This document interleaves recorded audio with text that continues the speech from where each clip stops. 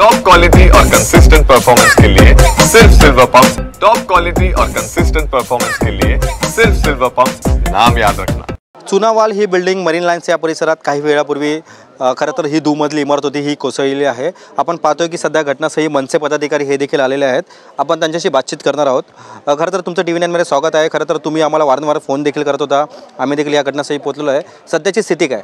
सध्याची स्थिती आहे तर तुम्ही बघताच मागे या लोकांनी स्थानिकांनी बऱ्याच वेळा ह्या बिल्डरला म्हणजे जो स्थानिक आहे इकडला जो लँडलॉर्ड आहे तो डेव्हलपमेंटचं काम करतो, त्यांना वारंवार लेटर दिलेले, त्यांना कळवलेलं, फोन केलेलं आहे, BMCला कळवलेलं, पोलिसांना कळवून देखील त्यांनी काय यांच्या विरुद्ध ॲक्शन घेतली नाही। उलट टेनंट लोकांना जे राहणारे स्थानिक त्यांनाच हे लोक सांगत होते की तुम्ही गप्प बसा, आम्ही बघतो, तुम्ही गप्प बसा, एवढंच फक्त त्यांना सांगण्यात आलेलं। त्याच्यामुळे हा प्रकार घडला आहे।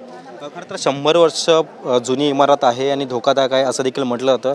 नेमकं काय आहे? जुन्या बिल्डिंगी पण वारंवार यांनी आत्ता 2 ते 3 वर्षापूर्वीच अख्खी बिल्डिंग या लोकांनी रिपेअर करून घेतली होती। तरी पण एवढं होऊनसुद्धा हा स्थानिक जो बिल्डर आता म्हणतो चौधरी म्हणून ते काय ऐकायलाच तयार नाही। उलट ह्यांना गृहीत धरत होते की आम्ही करून देतो आणि हसण्यावर घालवत होते। नक्की हा जो सविस्तर प्रकार जो घडलेला आहे तो मनसे जे अध्यक्ष आहेत राज ठाकरे यांच्यापर्यंत तुम्ही पोहोचवण्याचा प्रयत्न करणार आहात का? हो नक्की, आमचे विभाग अध्यक्ष साहेब आहेत, आम्ही नक्कीच हा वरपर्यंत प्रकार जो पोहोचवू आणि यांना न्याय मिळवण्याचा आम्ही परिपूर्णपणे प्रयत्न करू। तर मनसेचे विभाग अध्यक्ष देखील या ठिकाणी सध्या आलेले आहेत। मनसे अध्यक्षापर्यंत हा तुम्ही मॅटर प्रकरण पोहोचवणार आहे, पण नेमकं जे घटना घडलेली आहे, आधी भिंत पडली काय, स्टेअरकेस पडला आणि त्यानंतर 3 जण सध्या जखमी झालेले, अजून काही आकडा वाढू शकतो का? आकडा वाढण्याची शक्यता कमी आहे, कारण का जो भाग पडलेला आहे तो पूर्ण त्यांचा बाथरूमचा भाग होता आणि त्यामुळे त्या पद्धतीने जे पडलेले आहे ते दादरचा भाग पडला आहे। म्हणजे जे रूम्स आहेत ते तसे असल्यामुळे बरीच मनुष्यहानी थांबली, नाही तर बरीच मनुष्यहानी झाली असती। कारण का जर बघितलं तुम्ही आता इथे की ही जर तुम्ही जागा आता बघितलं तर इथे जरी काय केलं म्हणजे JCB आणून तर बाजूची बिल्डिंग पडणार आहे। फक्त हा एवढ्या मर्यादित न राहता पूर्ण गिरगावमध्ये जर तुम्ही बघितलं तर अशी परिस्थिती अजून उद्भवणार आहे। जर सरकारने ह्याच्याबद्दल दखल नाही घेतली तर बऱ्यापैकी मनुष्यहानी होऊ शकते। आता पावसाची परिस्थिती किंवा छोटे छोटे जे लँडलॉर्ड आहेत ते लँडलॉर्ड काय करतात की आपली बिल्डिंग पूर्ण उभी करण्याचा प्रयत्न करतात आणि तिथल्या टेनंट लोकांना ट्रांजेसमध्ये पाठवतात। ट्रांजेसमधली हालत एकदम बेकार परिस्थिती आहे तिथे।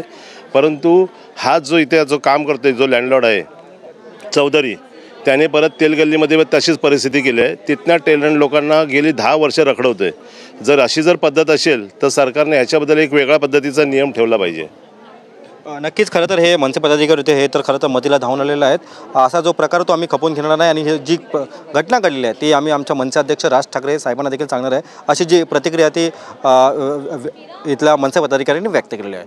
कॅमेरा पर्सन मोहनसह मी रवी खरात, TV9 मराठी, मुंबई।